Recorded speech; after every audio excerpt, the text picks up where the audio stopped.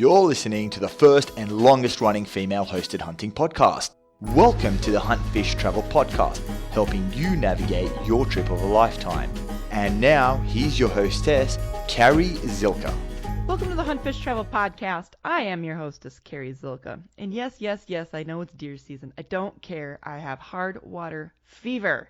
So for this episode, we're talking to Joel Nelson, who hails from the Minnesota area, and we're going to talk about some of his favorite places to fish. And then we're going to touch a little bit on fishing for bluegills and finding that weed bed. When you first go out there to the lake, like I do, you pick a blue spot on the map, hope it's fishable, and see what happens. So Joel, welcome to the show. Hey, thanks for having me, Carrie. I'm excited about this episode because I'm pretty sure people are sick and tired of me already talking about hard water, but whatever. I live in Wisconsin. I don't think so. I'm excited about hard water. So let's talk about the Minnesota ice fishing. Do you guys have ice up there already?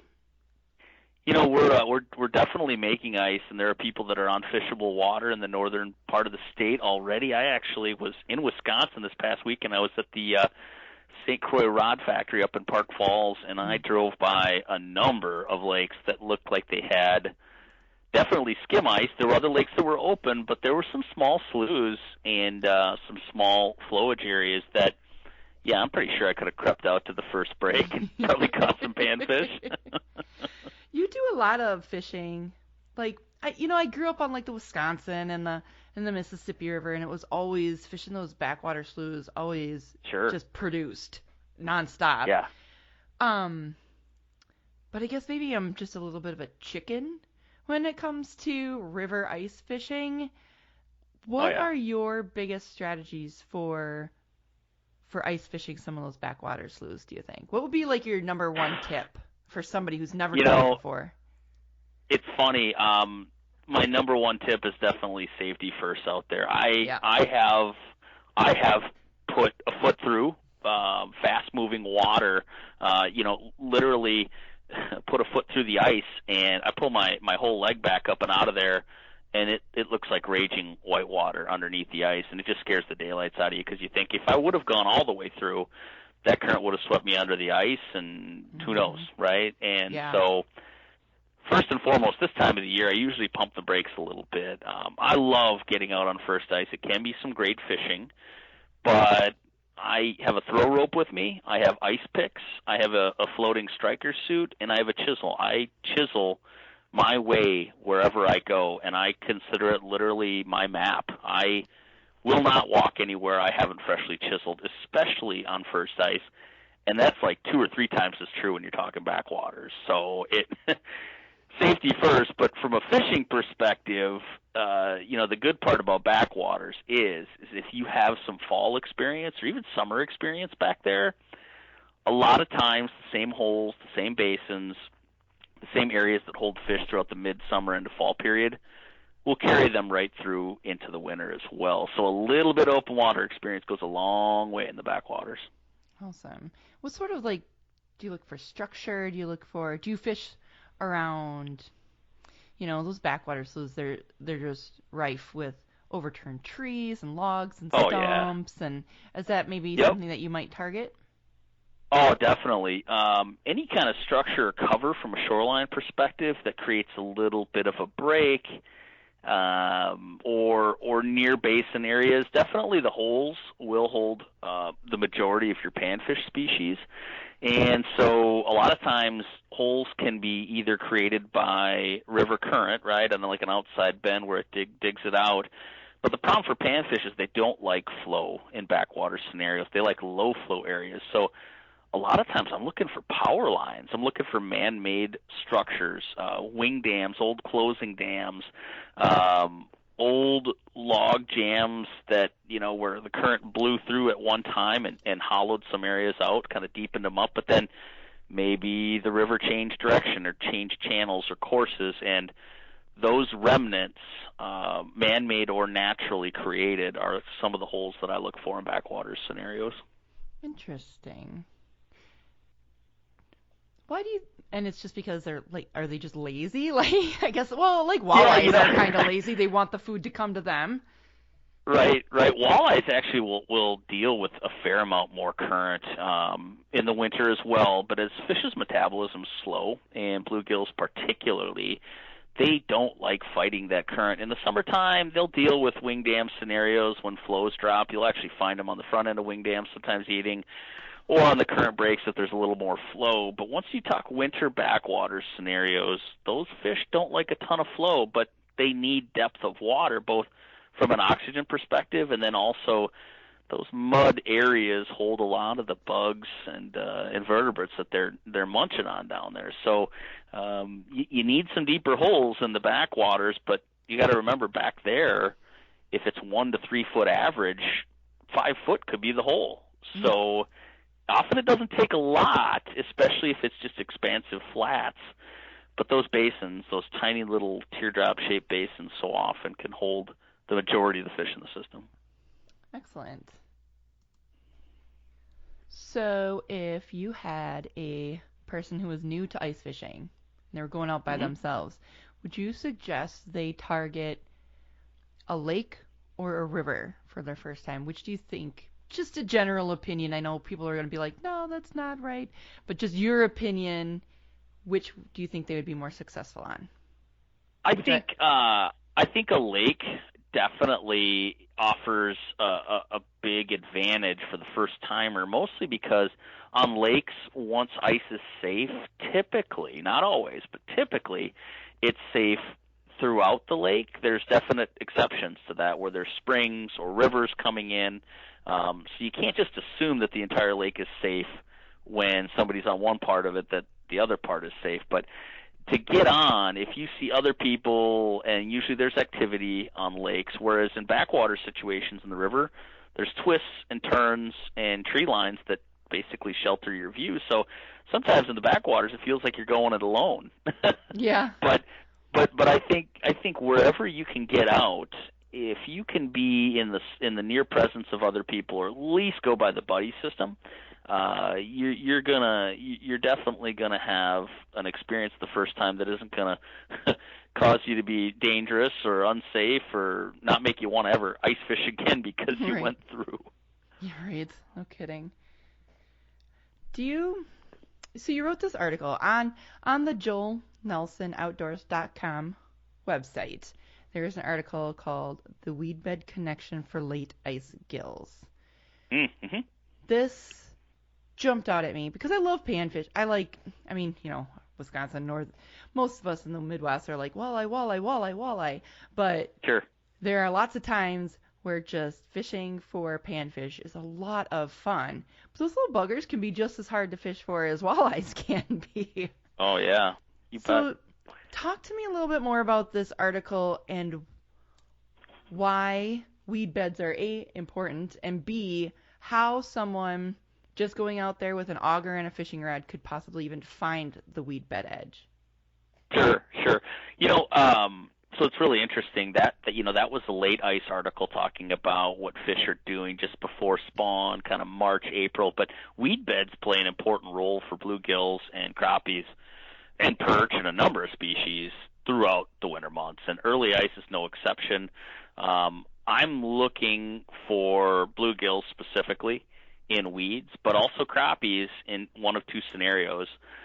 Basins, definitely wide open, 30 feet of water, sometimes with bluegills 20 feet of water where there are no weeds, but weed beds is the next best pattern I typically have first ice. So you can start just by literally drilling from shore, get 20 yards offshore and start drilling and looking for weeds. You can see them on your sonar. Typically they'll just look like little thin marks or strands on your sonar.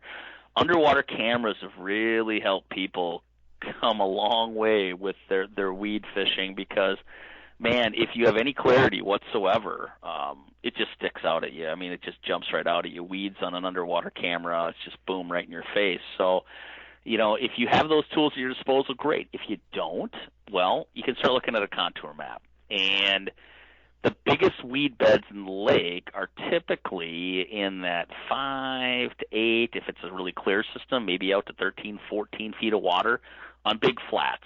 So where you see the contour lines spread out wide and they're not very tight together, you're typically going to have expansive weed beds. And if you could find those areas on a contour map and start drilling in the weeds, well, now it's just a matter of working your way out towards the middle of the lake until you don't see them on your sonar anymore. You're dropping an underwater camera, and they're not present. So it really, I think those big weed bed flats are a great magnet for all kinds of fish activity. And if you can get to holes inside of them or the edges on the outside break, you're going to increase your odds for catching all kinds of species, walleyes included. What would be your suggestion? Say I'm on a budget and I can't afford a fancy camera and I can't afford a sonar. How would I still track that weed bed and kind of figure it out on my own that way? Well, these days there's a ton of free resources and options for you. The Navionics free app. I love that app. Oh my gosh. It's great. I got the paid one, and it's really nice because you get more contours. But you can go online and just pull up a web browser and see the contours for a lot of lakes, and many of them are extremely high detail. So at that point, you need to use a little bit of dead reckoning and maybe some map orienteering skills to get yourself close.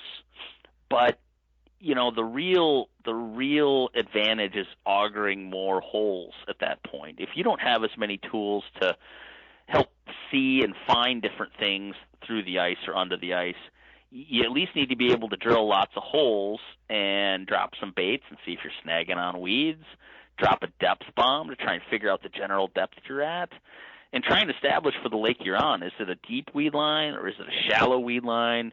Odds are in most Midwestern lakes, if you're dropping in that 3 to 5 foot chunk of water, you're probably going to be hitting weeds unless it's a heavily sand and rock controlled type of water body. So start shallow, drill more holes, work your way deeper, and even if you don't have all the fancy tools, weeds are fish magnets. If you can be near them, you're always in the game.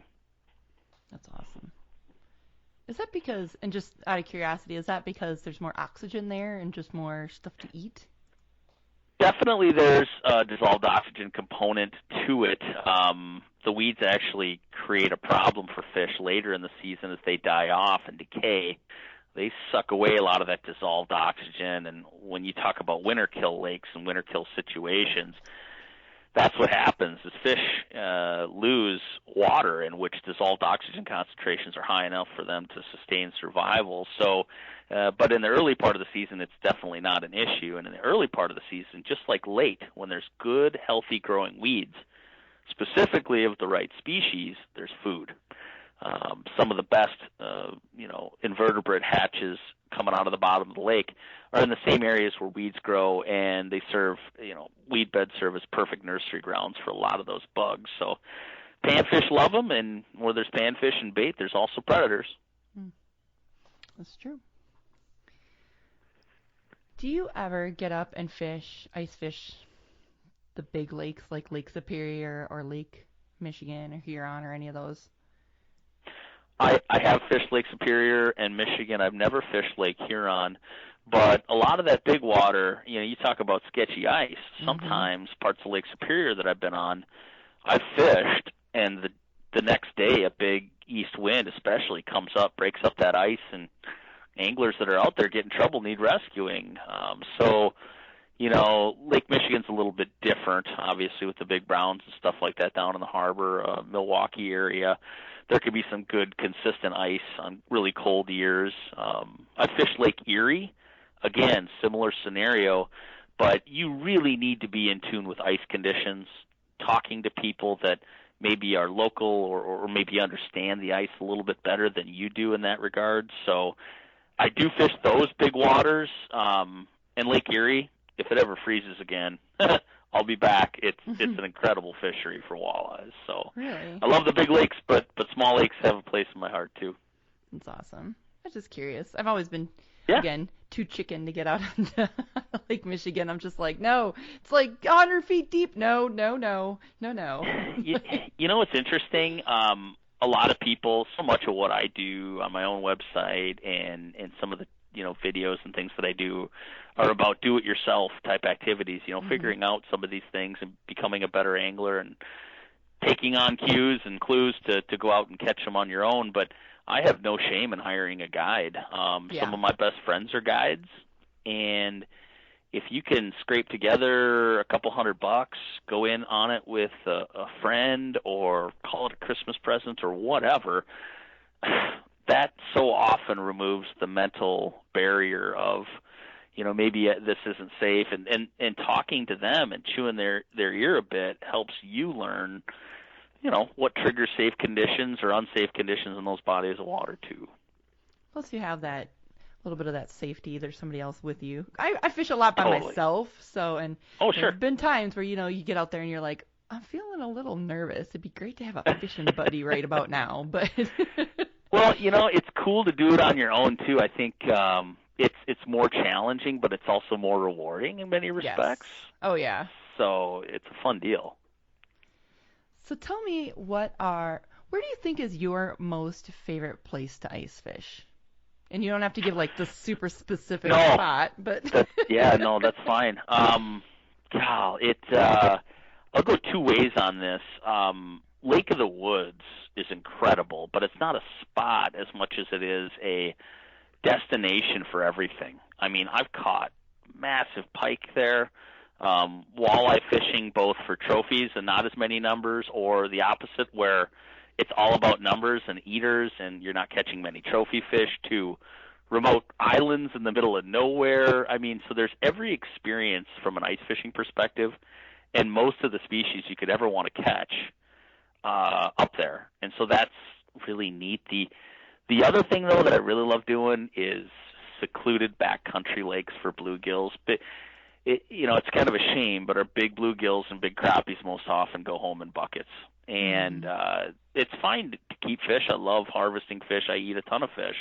But spreading out your take and not focusing on just the biggest members of the species are a really good thing sustainably and from a selective harvest basis to kind of promote the fishery. But the problem is not as many people do that as they should. So the upshot is that the best bluegills and the best crappies that I catch every year are most often on lakes where either nobody knows they exist or they're too hard to get back to. So difficult access, unsure ownership. You have to figure out for sure that these are publicly accessible waters, or if they're private, that you can get onto them legally. And that's the recipe for big bluegills and big crappies. And once you crack the code and you spend the time, you put in the effort, typically you're rewarded. Excellent. Have you always been from the Midwest? Did you grow up in Minnesota? Yeah, I grew up in Cannon Falls, Minnesota. That's where I reside now, but I went to school in Ashland, Wisconsin. So nice.